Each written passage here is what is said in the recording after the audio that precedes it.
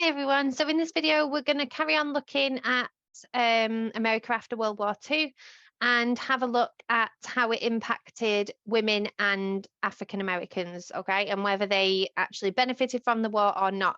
And the reason we're going to look at this is we want to see kind of the background of how World War II influences both the civil rights movement and eventually little bit later, the feminist movement of the 1960s and 1970s.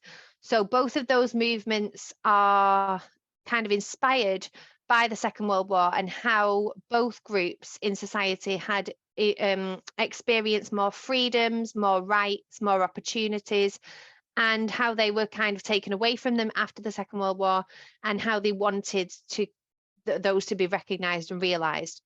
Okay, so let's start by looking at women. So millions of men had been conscripted. So conscription is when compulsory military service is enforced. So you have to join the army, you don't have a choice. Into new wartime service, and the economy now working at full stretch, women were needed to fill the gaps, and especially in the weapons industry. So women, because men had left the workplace to go into the armed forces, women stepped into the workplace to fill the roles of men. So it was expected of them, but it's also worth pointing out that they did a really good job of this. And it kind of highlighted that previously women had been underestimated in their abilities, and they kind of had proved that they could do the same jobs as men to the same standard as men, in some cases better. All right. So the kind of was like after the war, well, why are you excluding us from the workplace? We've proved that we can do this. And the simple answer is because men wanted to be back there and there weren't enough jobs for everybody. So Rosie the Riveteer, sorry, here on the right. And there's also a song, and this symbolizes the opportunity for women to do men's jobs, to gain financial independence, and to prove to men and themselves that they could do it. But there was a phrase that was used in the wartime for this work of women, which was for the duration, right? So they were expected to do this for the duration of the war, and then things were just meant to go back to normal.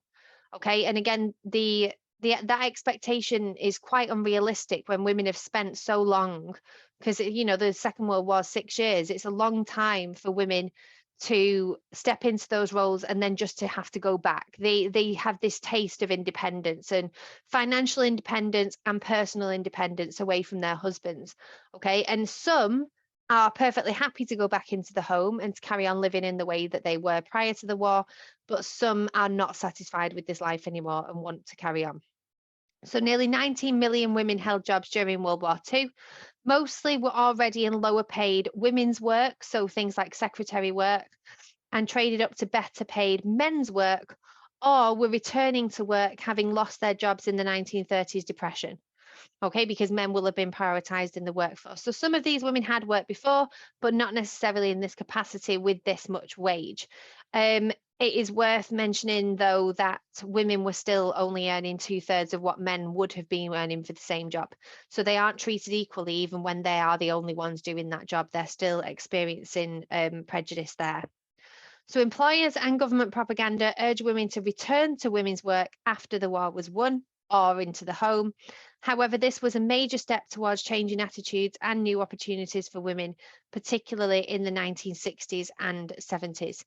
So, as I said, this is what kind of sparks the feminist movement. But not only that, also the idea that in the 1950s, 60s, women still don't have autonomy over their own bodies. So there's a lot in the women's feminist movement that we're going to talk about, abortion and the right to have control over their own bodies, because they are very much still controlled by men. But it's this new taste of freedom and this liberation that women really want to carry forward that is deprived of them following the end of the war. So African Americans, we have opportunities during the war for Black Americans in uniform. So over 1 million served in the Army and Navy, including in combat roles, winning medals for bravery, and they proved themselves heroes. Now, this is extremely difficult if you are a WASP who believes in segregation. So particularly in the southern states where segregation was enforced more prominently than it was in northern states, this idea that African Americans proved that they were as worthy as white Americans. They had gone to war. as white Americans had. They had given their lives as white Americans had. They had fought for their country as white Americans had, and they had acted really bravely. So again, here we have this, well, why are we being treated separately? And what the war also does is give and I'll explain this more in the next section on civil rights, is give African Americans, opens their eyes to that segregation is not normal, all right? Because previously they wouldn't have had access to the outside world. They wouldn't have seen what it was like in other countries on the TV, for example, because they wouldn't have had them. And they go abroad and they see that the armed forces and indeed life is not segregated in Europe. So they then go home and start to question the way that they're being treated in America. The armed services were segregated. Black servicemen were in separate black only units, but they did work to the same standard as the white Americans had. They did experience non-segregated societies in Europe and often became more critical of segregation in Black America. There was an obvious irony of the USA fighting for freedom against racist dictators with a segregated army. So they're fighting against Hitler, who is persecuting Jews, whilst they're being persecuted by white Americans. So there's this disparity between sort of what they're fighting for and how they're fighting. And this starts to show the world, as we'll see more in the 1950s and 60s, how backwards America is in their policy towards how they're treating different races and different groups in society. So booming defense industries in northern cities in California saw a new wave of Black Americans migrating from the deep south to Chicago, Detroit, and Los Angeles, etc. So we see a lot of African Americans moving out of the segregated southern states into the more liberal northern states where there are job opportunities. So we see migration of people. And then in 1941, we've got FDR setting up the Fair Employment Practice Committee to help Black Americans and other minorities obtain jobs in the defense and weapons industries. And this is because there will have still been discrimination. So even though these industries were desperate for work, they wouldn't necessarily employ Black people if they were racist. So this committee is to encourage people to allow Black people into work so we can get the jobs for those, but also get the jobs done. It did have some success in opening up well-paid jobs in the defense industry to more Black Americans, particularly in aircraft production, shipbuilding, and in auto plants converting to military production. The proportion of Black Americans in the defense industry did not decline after 1945, suggesting that long-term progress was made. Okay, so similar to what we said in women, we have proved that we can do these jobs. Why would you deprive them of us in peacetime? However, less progress was made in the Deep South, and that continues throughout the 1960s and even to today, where segregation remained and the impact of the FEPC was least. So it helps more in the northern states than it does in the southern states, and segregation stays in force there into the 1960s. So the Congress of Racial Equality, which I'm going to talk about more in the civil rights video, was founded in Chicago in 1942 by an interracial group of university students. So it's got two heads, one white, one Black. They began protests against segregation in public facilities. So this is during wartime, by organising sit-ins. So this is when they would literally sit in a place. So the Black people would go and sit in the white-only place of restaurants to protest. They pioneered the strategy of non-violent direct action inspired by Gandhi in India that will become famous in the 1950s and 1960s, as we will go on to see. So the legacy then of the Second World War in terms of the economy. So before the war, the US spent about 1% of its gross national product, and that's the total value of the goods a country makes, on the military. During the war, this increased, and when the war ended, the government decided to permanently increase the percentage spent. And as I said, we've got, as I'll say in the next video, we've got wars going into the 1960s and 1970s and 1950s, even with Korea and with Vietnam as proxy wars of the Cold War. So we do still have the weapons industry providing benefits to the economy going forwards. So since 1945, The US has been spending 8 to 20% of gross national product on its armed forces. Another legacy of war was the civil rights movement, stepping up their action to fight for equal rights. And there were also changes in the public's opinion of the government, that the government could solve big issues like economic depression and conflict. Okay, so the Second World War brings America completely out of the depression in a way that the New Deal couldn't, and they also win. So it's a really big boost for the US government. During the war, the government had taken strict control of the country and it had paid off. So many Americans became more accepting of the idea of the government having control than in the 1920s. So as we saw in the 1920s, we were very laissez-faire, very Republican, very much just get on with it. It's you do you. Okay, so benefits definitely come from the Second World War. There's no doubt about that. But obviously, we can't weigh that up against the loss of life that was felt as well. So just going to go through a practice question to finish off. So in what ways did the lives of African Americans and women change during the Second World War?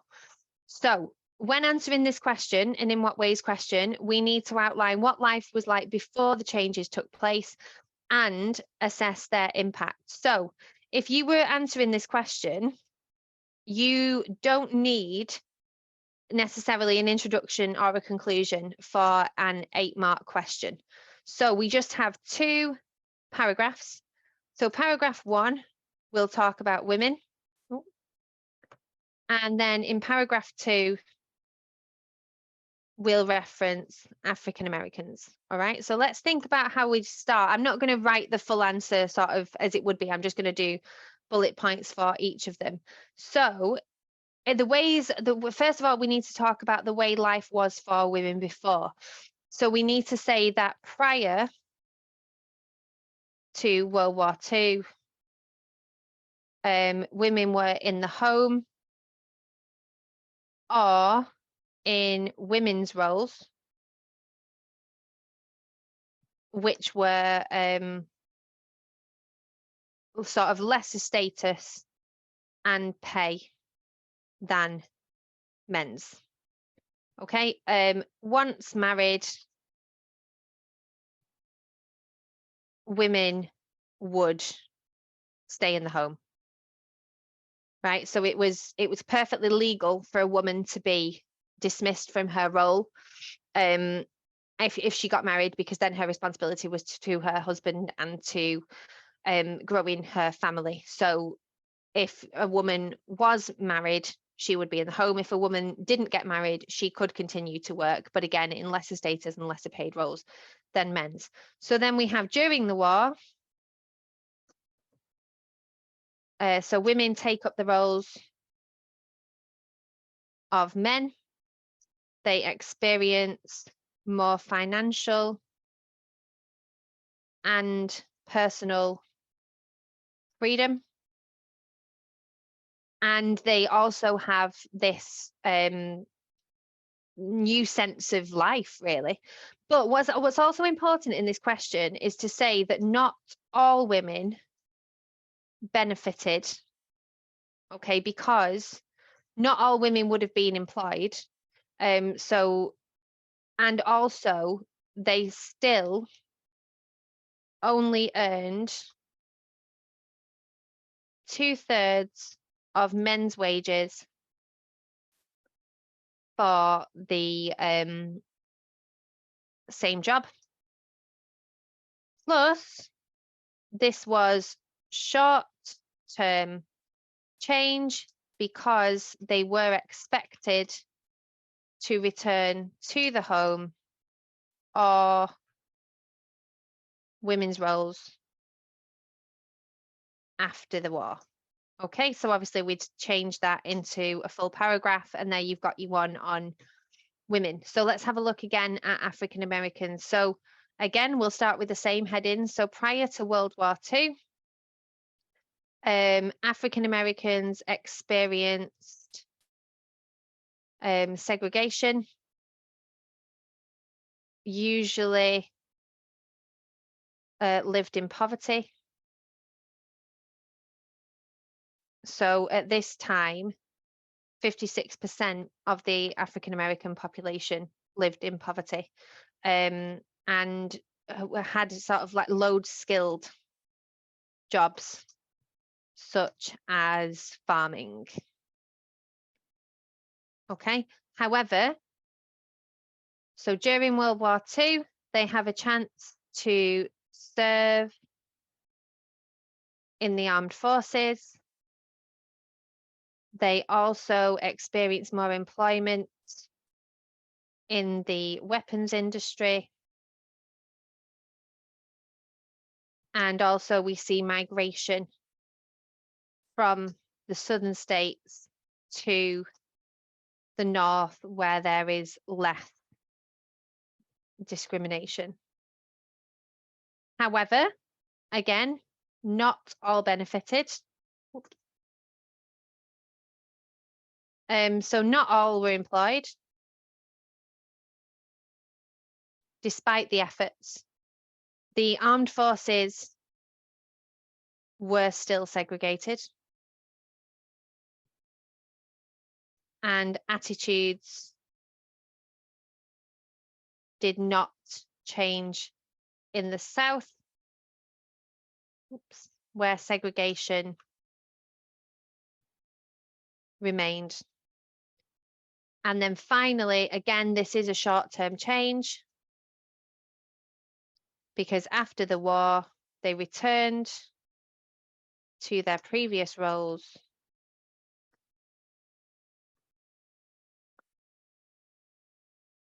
and segregation remained after we've just said. But in some cases, because the weapons industry carried on going, they retained the employment of some African Americans. And this would have been more in the north than in the south. Okay, so 2 paragraphs that you can have a go at constructing and writing the entire thing should you wish. Otherwise, there's a plan for you to be able to answer that question. And I really hope that's been useful for you. Please join me in the next video when we'll look at life again in the 1950s. And then we're going to go on to finishing the course with the civil rights movement and the feminist movement. So thank you very much for joining me, and I really hope that's been useful.